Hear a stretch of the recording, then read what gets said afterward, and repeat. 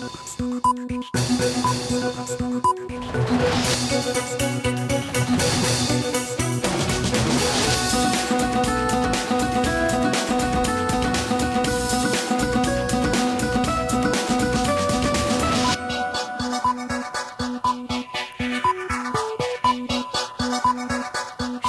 স্বাগত দুপুরের মাছরাঙা সংবাদে। আপনাদের সঙ্গে আছে আমি ফারহানা পারভিন। শুরুতে জানিয়ে দিচ্ছি গার্ডিয়ান লাইফ ইন্স্যুরেন্স সংবাদ শিরোনাম।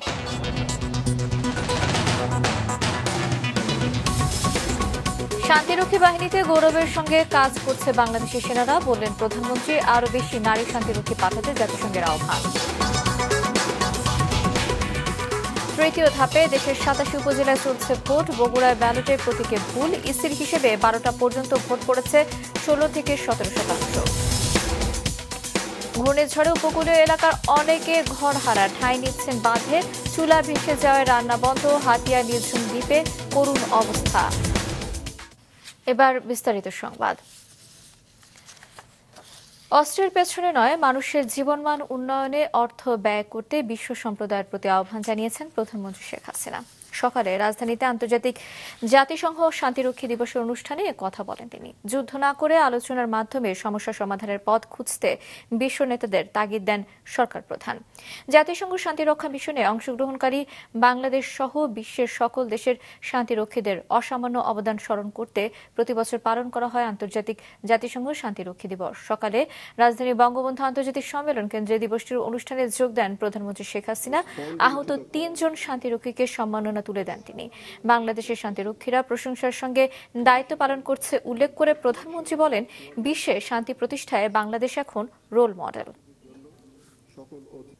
যারা অস্ত্র তৈরি এবং অস্ত্র প্রতিযোগিতায় এত অর্থ ব্যয় করছে, তাদের কাছে আমার আহ্বান, অস্ত্র তৈরি আর প্রতিযোগিতা এই অর্থটা যে সমস্ত দেশ এখনো জলবায়ু পরিবর্তনের অভিঘাতে ক্ষতিগ্রস্ত হতে যাচ্ছে, সেই জলবায়ু অভিঘাত থেকে মানবজাতিকে রক্ষা করার জন্য সেই ফান্ডে সেই অর্থ দিতে পারে এবং ক্ষুধার্ত এবং শিক্ষা বঞ্চিত যে সমস্ত শিশুরা, তাদেরও শিক্ষা এবং স্বাস্থ্য ও ক্ষুধা নিবৃত্ত করবার জন্য ব্যবহার করতে পারে। সেই আহ্বানটাই আজকে আমি সকলকে জানিয়ে যাচ্ছি।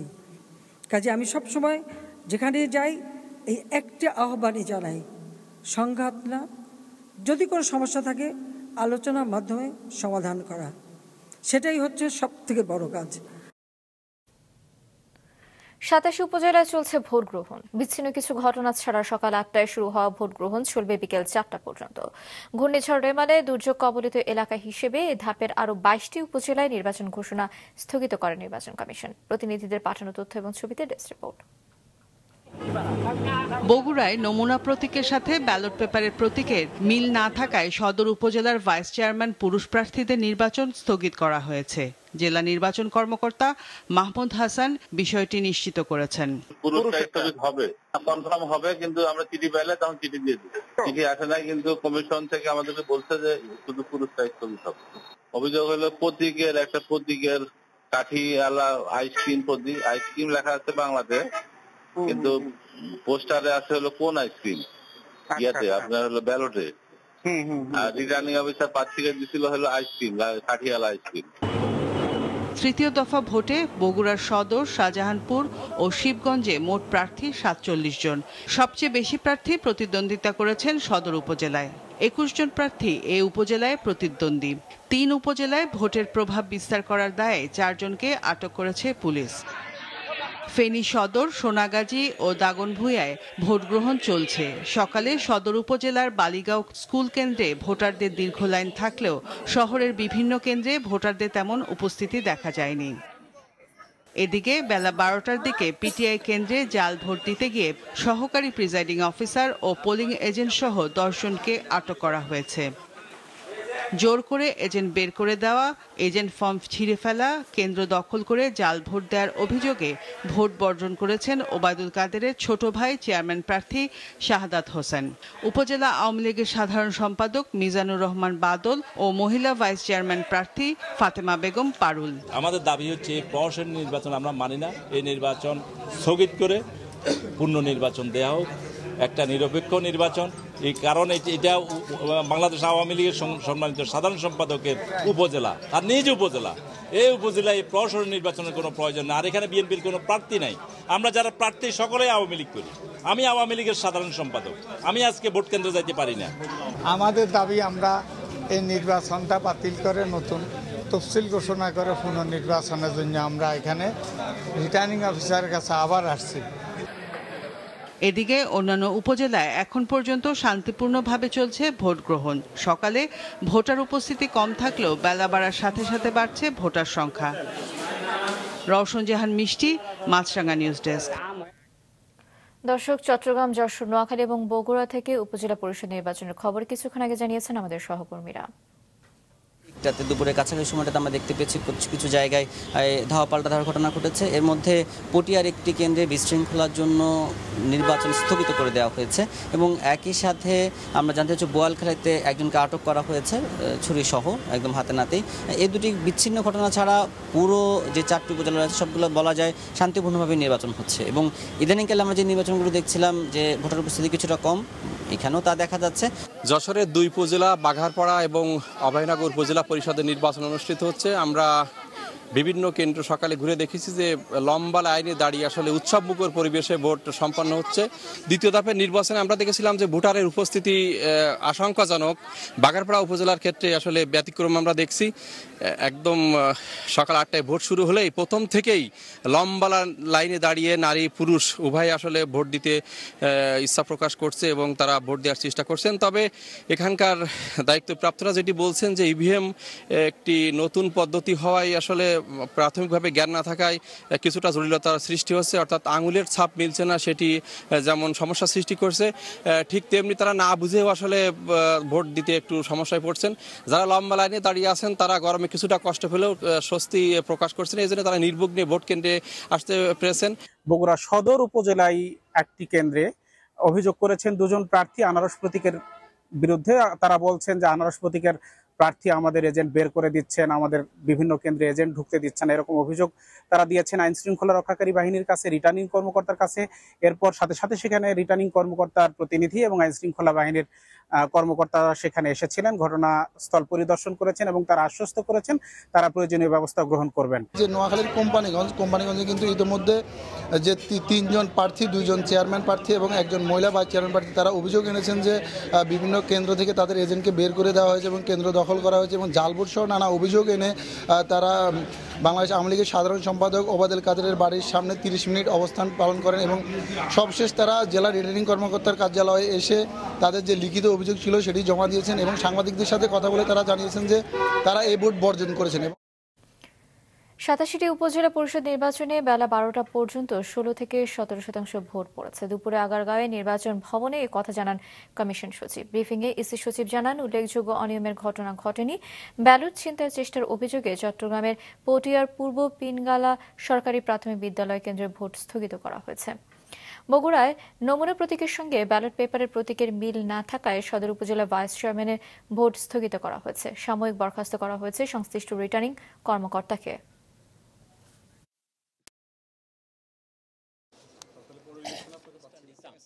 দুপুর 12টা পর্যন্ত যে প্রাপ্ত তথ্য তাতে কোনো কেন্দ্রে 16%, কোনো কেন্দ্রে 17%, কোনো কেন্দ্রে 20% এরকম ভোট কাস্ট হচ্ছে। ঘূর্ণিঝড় রিমেলের কারণে স্থগিত ভোট গ্রহণের জন্য পূর্ণ তফসিল ঘোষণা করেছেন। এই 22টি উপজেলার মধ্যে খালিয়াজুড়ি সহ উপকূলীয় 18টি এবং পার্বত্য চট্টগ্রামের 1টি, এই 20টি উপজেলা নির্বাচন অনুষ্ঠিত হবে আগামী 9ই জুন। জোয়ারের পানি সরে যাবার পর উপকূলীয় অঞ্চলের বিভিন্ন জেলায় স্পষ্ট হয়ে উঠছে রিমালের ক্ষয়ক্ষতির চিহ্ন। সুন্দরবনে আরো মৃত বন্যপ্রাণীর দেখা মিলছে। বিধ্বস্ত বাড়িঘরে ফিরতে পারছে না মানুষ। Desk report.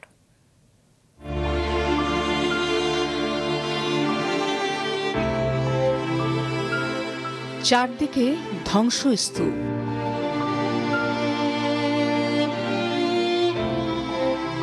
ঘূর্ণিঝড় রিমালের তাণ্ডবে লণ্ডভণ্ড হয়ে যাওয়ায় পানি সরে গেলেও বাড়িঘরে ওঠার উপায় নেই বরগুনার দুর্গত এলাকার অনেক মানুষের। বাধ্য হয়ে তারা ঠাঁই নিচ্ছেন কখনো খোলা আকাশের নিচে উঁচু বাঁধির উপর, কখনো বা অন্যের বাড়িতে।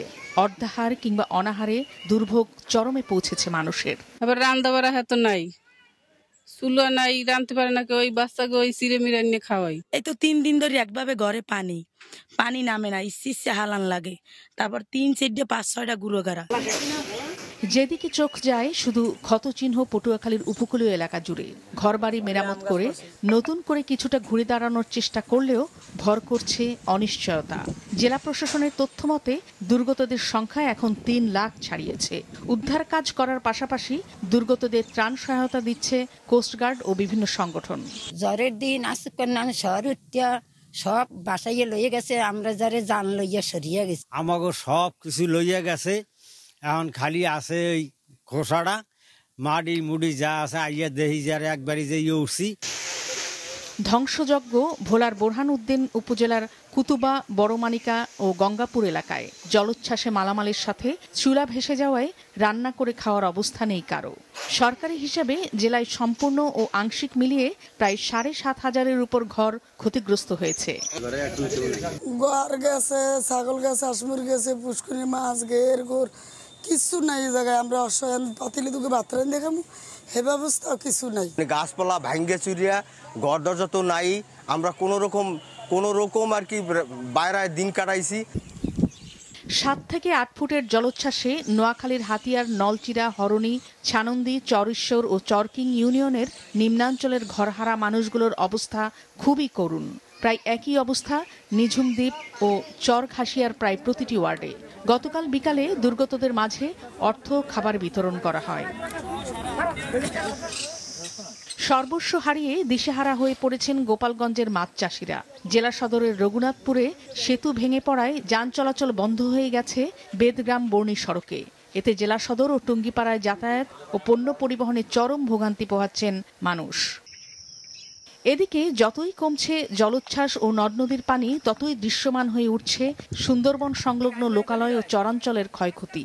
তছনছ হয়ে গেছে গাছপালা, চোখে পড়ছে ছড়িয়ে ছিটিয়ে থাকা মৃত বন্য প্রাণী। নাদিয়া আফরিন, মাছরাঙা নিউজ ডেস্ক। কলকাতার সঞ্জীবা গার্ডেন্সের সেপটিক ট্যাঙ্ক থেকে দেহের খণ্ডিতাংশ উদ্ধার হওয়ার পর এমপি আজিম হত্যাকাণ্ডের নতুন মোড় এসেছে। উদ্ধার হওয়া খণ্ডিতাংশ এমপি আজিমের কিনা তা জানা যাবে ফরেনসিক রিপোর্টের পর। এদিকে ডিএনএ টেস্টের বিষয়ে ডিবির তলবে আজ কালের মধ্যেই কলকাতা যাচ্ছেন এমপি আনারের স্বজনরা। ওবায়দুল কবিরের রিপোর্ট। কলকাতায় এমপি আজিম হত্যাকাণ্ডের পর তার মরদেহ উদ্ধারে দিনরাত এক করে ফেলেছে ভারত ও বাংলাদেশের গোয়েন্দারা। ভারতীয় গোয়েন্দা পুলিশের হাতে গ্রেফতার জিহাদ যে তথ্য দিচ্ছিল তাও ছিল বিভ্রান্তিকর। এমপি আজিমের খণ্ডিত মরদেহ উদ্ধারে গত কয়েকদিন বকজোড়া খালে জাল ফেলে চালানো হয়েছে অনুসন্ধান। মেলেনি কোনো মরদেহের খণ্ডিতাংশের অস্তিত্ব। অবশেষে এমপি আজিম নিখোঁজের 2 সপ্তাহ পর সঞ্জীবা গার্ডেন্সের সেপটিক ট্যাঙ্কে মিলল পলিথিনে মোড়ানো মাংসের খণ্ডিতাংশ। বাংলাদেশের মহানগর গোয়েন্দা পুলিশের প্রধানের অনুরোধে সেপটিক ট্যাঙ্ক ভাঙার পর সেখান থেকেই মেলে খণ্ডিতাংশ। তবে সেসব মাংসের টুকরো নিখোঁজ এমপি আজিমের কিনা তা নিশ্চিত হতে ফরেনসিক ও ডিএনএ পরীক্ষার কথা জানিয়েছে ডিবি পুলিশ। এই সেপটিক ট্যাঙ্কি সুয়ারেজ লাইনে তারা ফ্লাশ করে সেপটিক ট্যাঙ্কি থেকে তারা সেখান থেকে বেশ কিছু মাংসের টুকরা তারা কিন্তু উদ্ধার করেছে এবং সাথে সাথে এই মাংসের টুকরাগুলি কিন্তু ফরেনসিকের জন্য কিন্তু রাখা আছে এবং ফরেনসিক করা হবে, পাশাপাশি ডিএনএ টেস্ট করা হবে। তারপরে বলা যাবে এটা আমাদের বাংলাদেশের মাননীয় সংসদ সদস্যের কিনা। এদিকে গতকালই কলকাতায় তলব করা হয়েছে এমপি আজিমের মেয়ে মুমতারিন ফেরদৌস ডরিন সহ পরিবারের সদস্যদের। মেয়ে ডরিন মাছরাঙ্গাকে টেলিফোনে জানান শিগগিরই কলকাতায় যাচ্ছেন তারা। মেসেজ বলতে কি তারা আমাকে যেতে বলছে আর কি, ডিবি থেকে বলছে আমাকে। এই যে ওটা তো ডিএনএ টেস্ট করানোর জন্য ফরেনসিকে দেওয়া আছে, এখন বাকিটা টেস্ট করার পরে বোঝা যাবে আসলে। কবে যেতে পারেন আশাবাদী যাওয়ার জন্য? আজকে আসতে হতে পারে, নয়তো কালকে সকালে। গত 12ই মে চিকিৎসার কথা জানিয়ে দর্শনা গেদে সীমান্ত হয়ে ভারতে যান পরপর 3বারের সংসদ সদস্য আনোয়ারুল আজিম। সবশেষ 13ই মে কলকাতার নিউ টাউনের সঞ্জীবা গার্ডেন্সের একটি ফ্ল্যাটে ঢোকার সিসি ক্যামেরায় দেখা যায় তাকে। ওবায়দুল কবির, মাছরাঙা সংবাদ, ঢাকা। শুধু দেশে নয়, যুক্তরাষ্ট্র, কানাডা এবং সংযুক্ত আরব আমিরাতে সাবেক আইজিপি বেনজির আহমেদের সম্পদ রয়েছে এমন খবরে বিষয়টি অনুসন্ধান শুরু করেছে দুর্নীতি দমন কমিশন।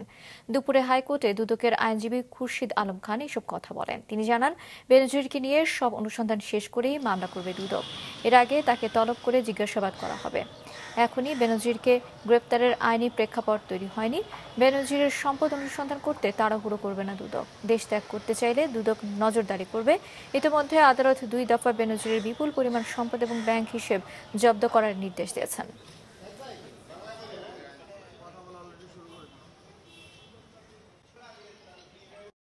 এখন পর্যন্ত কোনো কনক্লুশন বলা যাবে না যতক্ষণ পর্যন্ত ওনার অনুসন্ধান শেষ না হয়, 1। আর 2 হলো ওনার অন্য কোনো প্রপার্টি আছে কিনা বা কোথাও কোনো টাকা সরিয়ে নিয়েছেন কিনা সে ব্যাপারেও আপনার খুবই গুরুত্ব সহকারে আপনার এক্সামিন করা হচ্ছে প্রত্যেকটা ডাটাগুলো, এবং ওনাদেরকে ব্যক্তিগতভাবেও ওনাদেরকে চিঠি দিয়ে ডাকানো হয়েছে, ওনাদেরকেও জিজ্ঞাসাবাদ করা হবে। আন্তর্জাতিক বিমানবন্দরে 1 কেজি 979 গ্রাম সোনাসহ এবার এক নারী কেবিন ক্রুকে গ্রেপ্তার করা হয়েছে। গতরাতে এপিবিএন, এনএসআই এবং কাস্টমস গোয়েন্দার যৌথ অভিযানে কেবিন ক্রু রোকেয়া খাতুনকে গ্রেফতার করা হয়। তিনি রিয়াদ থেকে আসা সৌদি এয়ারলাইন্সের SV804 ফ্লাইটের কেবিন ক্রু। ফ্লাইটটি গতরাত 10:05 শাহজালাল বিমানবন্দরে অবতরণ করে। অবতরণের পর কাস্টমস গ্রিন চ্যানেলে কেবিন ক্রু রোকেয়াকে তল্লাশি করে 11টি স্বর্ণের বার, 8টি সোনার ছুরি এবং একটি চেন পাওয়া যায়। উদ্ধার করা এসব সোনার আনুমানিক ওজন 1 কেজি 979 গ্রাম। অভিযুক্তের বিরুদ্ধে বিমানবন্দর থানায় বিশেষ ক্ষমতা আইনে মামলা করা হয়েছে।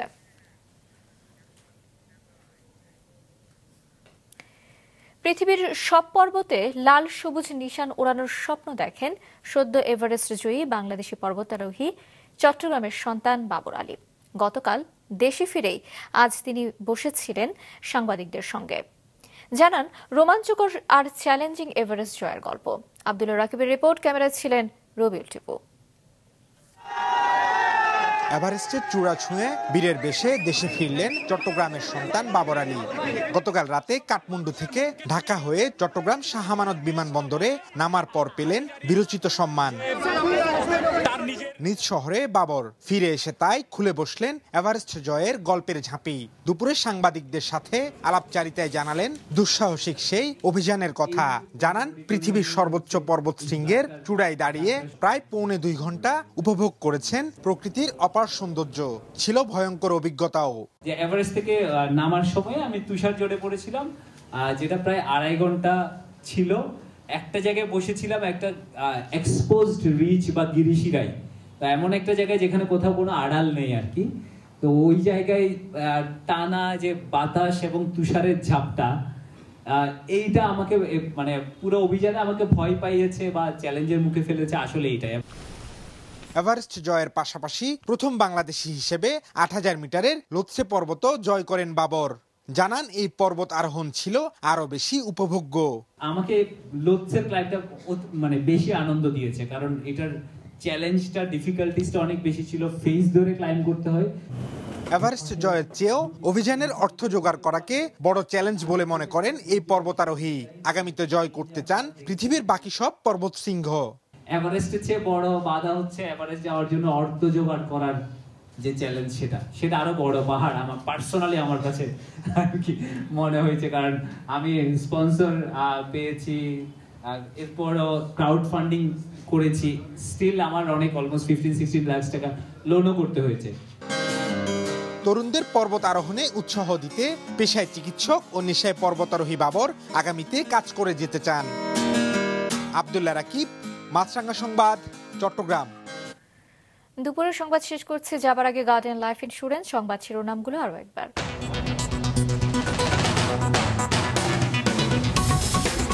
শান্তিরক্ষী বাহিনীতে গৌরবের সঙ্গে কাজ করছে বাংলাদেশি সেনারা, বললেন প্রধানমন্ত্রী। আরো বেশি নারী শান্তিরক্ষী পাঠাতে জাতিসংঘের আহ্বান।